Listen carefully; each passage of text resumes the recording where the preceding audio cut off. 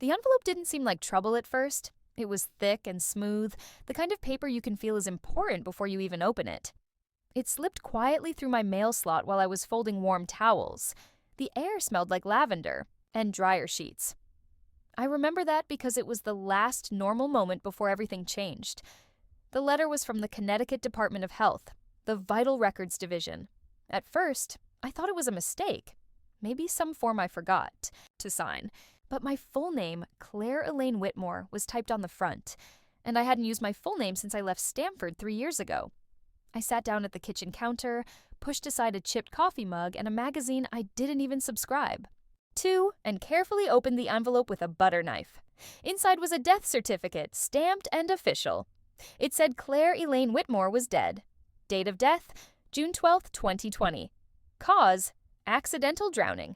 Place, Tulum, Mexico. I didn't scream, I didn't blink, but my hands went icy cold, like my body was pulling itself inside, trying to survive something too strange to understand. I checked the birth date. Mine. The social security number? Also mine. Even the old address was mine. I wasn't dead. But someone had worked hard to make it look official. This wasn't a mistake. It was a choice. I called the only person I still trusted. Maya Greer. She used to be my roommate in school. Now, she worked as a legal consultant in New Haven. She picked up on the second ring. Maya, I just got a death certificate, I said. There was silence. Then I heard her breath change. In your name? Yes. Filed in Hartford. Dated June 2020. Another pause. Longer this time. You need to come in. Now. I looked at the envelope again. It wasn't just a paper. It was a message, and I hadn't even seen who filed it yet. Mexico wasn't my idea. It was my father's. Russell Whitmore never shouted. He didn't have to. He spoke in a way that sounded like suggestions, but were really orders. You need space, Claire, he said. You've been tense and unfocused. Take a break. Clear your head. Don't worry, we'll cover it. I should have known. It was May 2020, just a few months into the pandemic. I was freelancing in New York, trying to build my own design firm after leaving Whitmore & Sons, the family real estate business. They said I was wasting my degree. I said I was saving my name. The flight to Tulum was quiet. The hotel was fancy and simple, just my style. But now I see it was too perfect. The first day felt like a breath of fresh air. But on day 2, my bank card stopped working. The bank said there were no problems on their side, so I thought it was just a local issue. By day 3, my phone stopped working. No calls in, no calls out. The hotel manager couldn't find my reservation and politely asked me to leave. By the time I found Wi-Fi at a small cafe, I'd been offline for almost a week. No messages from my family, no missed calls, no one asking if I was okay. I emailed Maya. I texted my sister Ivy. Just a dot and a question mark. Nothing back. That's when something inside me broke. Not shattered, but bent. Like a bridge under too much weight. I booked a last-minute flight to Houston, then to a friend's place in Portland. I didn't tell anyone, not because I wanted to hide, but because somehow they'd already stopped looking. I buried that time like a bad bill, forgotten and shoved to the back of my mind. For years, I told myself it was paranoia or a misunderstanding. Maybe they thought I needed space. Maybe I'd made it easy to be forgotten. But now, holding this death certificate in my kitchen, it wasn't just a guess anymore. They hadn't just forgotten me. They erased me.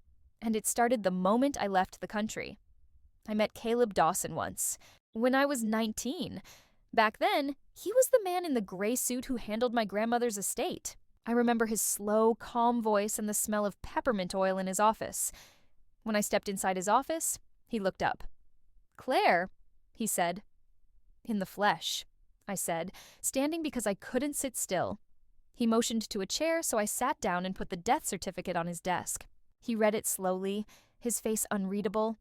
"I never believed it," he said, "but I never had proof otherwise." "I'm here now," I said, "and I need to know what they've taken." He opened an old leather folder with worn edges and pulled out copies of my grandmother's trust documents. Elaine Margot Whitmore, the founder of Whitmore & Sons, the only one in the family who ever cared about me. "She left you her personal estate," Caleb said. $6 million plus a property in Vermont, but there are conditions. He paused. You must be legally alive when the transfer happens, and you can't be involved with the family business. That sounds like her, I said. She thought being a Whitmore was already hard enough. He nodded. But there's one more thing. He slid a paper toward me. Clause 17. It says, if the beneficiary is thought to be dead or doesn't respond to court summons within 3 years after the person who left the estate dies, the estate goes back to the family trust. The deadline is May 27th, 2024. I did the math. 92 days left. If I didn't fix the death certificate, prove I was alive, and claim what was mine before then, everything would legally belong to my father and brother. They didn't erase me just to get back at me. They did it to get what they wanted, and they almost got away with it. Caleb gave me a copy of the trust papers and leaned back in his chair. I can help you file, Claire, he said, but this won't be quiet. I don't want quiet, I said. I want everything out in the open. He gave a small, sad smile. Then start digging, and be careful. They've had 3 years to cover their tracks. I left his office with 2 folders in my bag.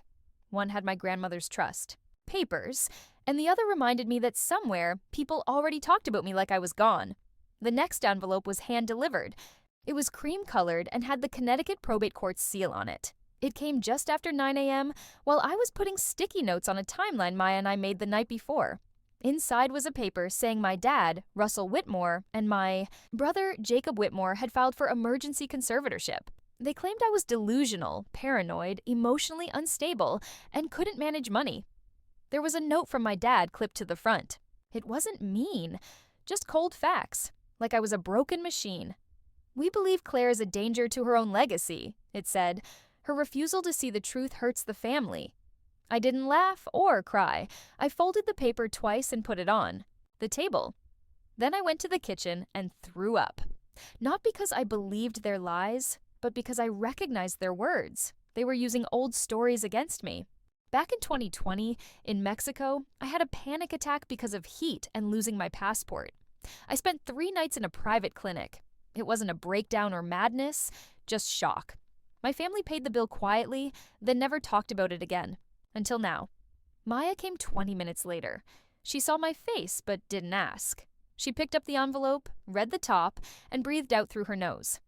We'll need your medical records, she said. I kept the originals, I said. Good. We'll also need a letter from the clinic. I called them. They'll send it fast.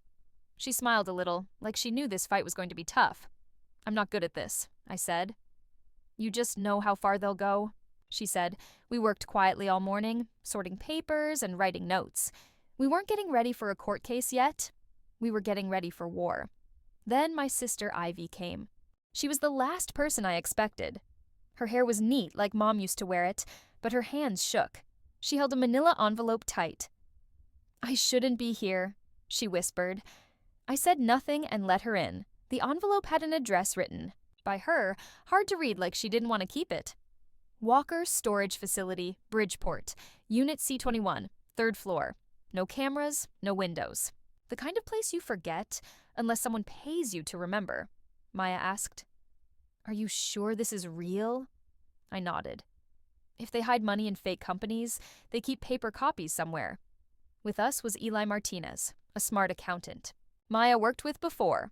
Quiet, blunt, and sharp. He had a case with cables, backup drives, and a portable scanner that looked like it was for a spy mission. 2 hours. In and out, he said. Inside, the air smelled like dust, cardboard, and printer ink. We climbed the stairs carefully, feeling like we were walking into a secret no one wanted us to find. Unit C21 was behind an old metal door with a broken latch. No lock, just silence. Eli opened a rusty file cabinet.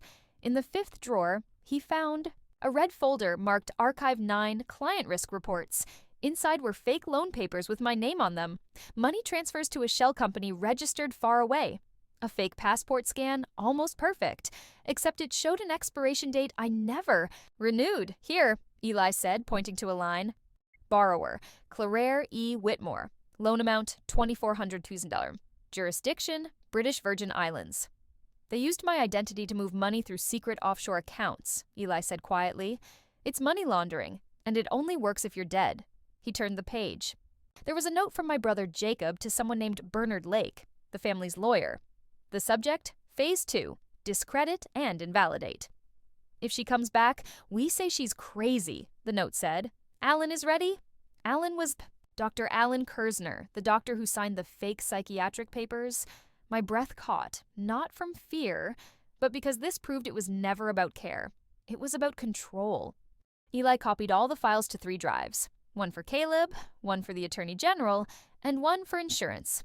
We left without talking. Some truths are too big to say right away.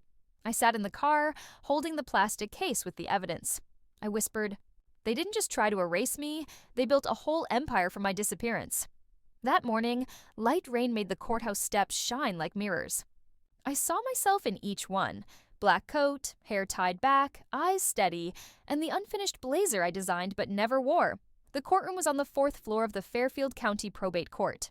A clerk looked up when Maya and I walked in, eyes wide but silent. Behind me, Caleb came in quietly. Eli carried a sealed evidence envelope. We weren't there to make a scene. We were there to fix a wrong. But as soon as I stepped into the hall, everything changed. People stopped talking. A woman dropped her pen. Someone near the window whispered, "That's her." Phones came up. The dead daughter was back. At the courtroom door stood Russell Whitmore in a navy suit, his face cold and still like he was holding back something worse than anger.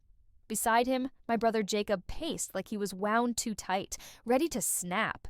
My mother Charlotte followed a step behind them. Pearl earrings, a gray trench coat, not a single wrinkle out of place.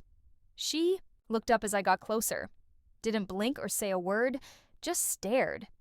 Then softly and coldly, she said my name. Claire. Not you're alive, not how. Just my name. Like I'd never been missing. I didn't stop. I walked past them and stepped inside the courtroom. The clerk behind the desk froze halfway through filing papers. I'm here to file a motion, I said clearly, to revoke a death certificate issued in error and to reinstate my legal identity. He stared, then slowly reached for the folder on his desk. Caleb spoke next. We have documentation. ID, travel records, medical files, notarized. Letters from me and the attending physician at Vermont General. The judge, a woman with steel gray hair and square glasses, adjusted her seat. This is unusual, she said, but not unprecedented, Maya added smoothly. There was a pause. Then Russell stepped forward, his voice calm and measured. This is clearly an emotional disruption, Your Honor. My wife and I were told by professionals that Claire was compromised. She disappeared for years.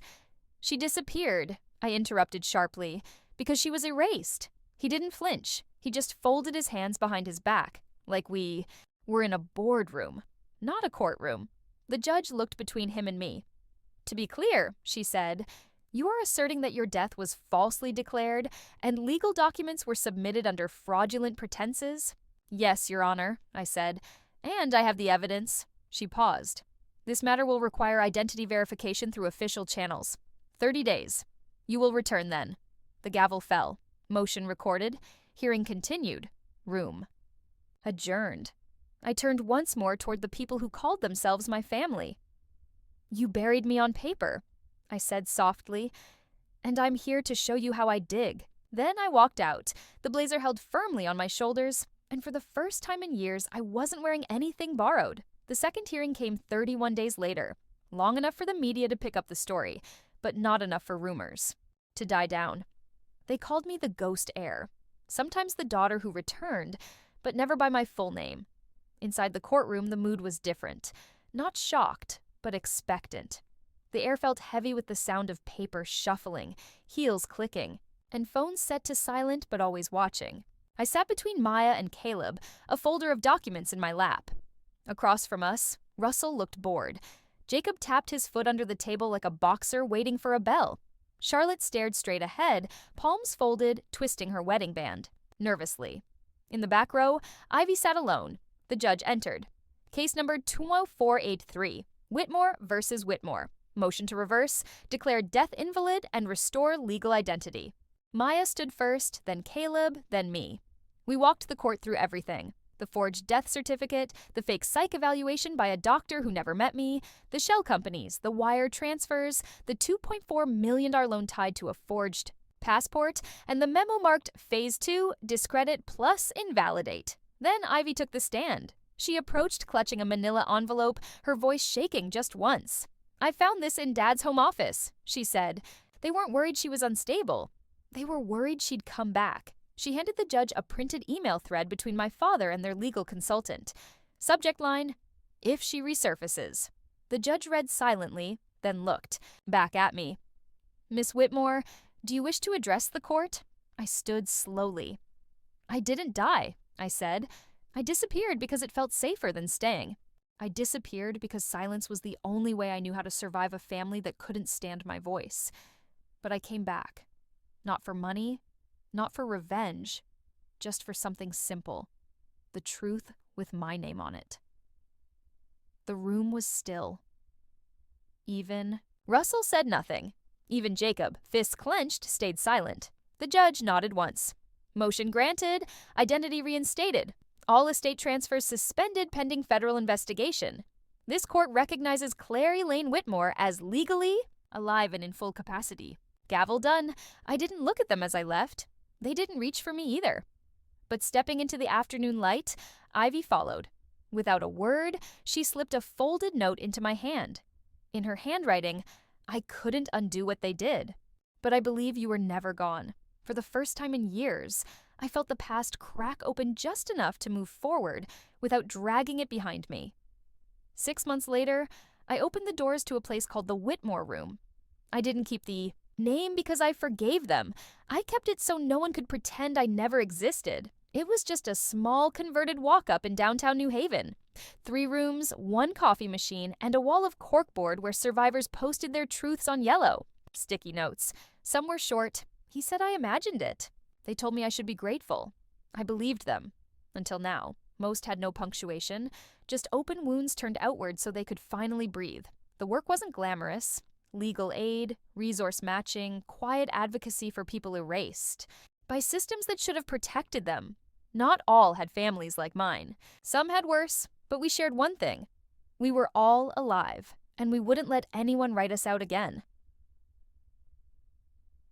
On the morning of our first workshop, a package arrived. No return address, wrapped in soft gray paper, tied with a ribbon I hadn't seen. Since childhood, inside was a flat portfolio. No note, just a familiar sketch. My blazer, the one I designed at 24 and lost during the Mexico trip. The corners worn, edges smudged with ink, but unmistakably mine. There was one change, a handwritten line at the bottom in a script I hadn't seen in months. "You were always meant to stand, Mom." I stared at the paper a long time. No tears. No smiles. Some wounds don't bleed. They harden into quiet resolve. That night, I opened a new sketchbook. Not for fashion.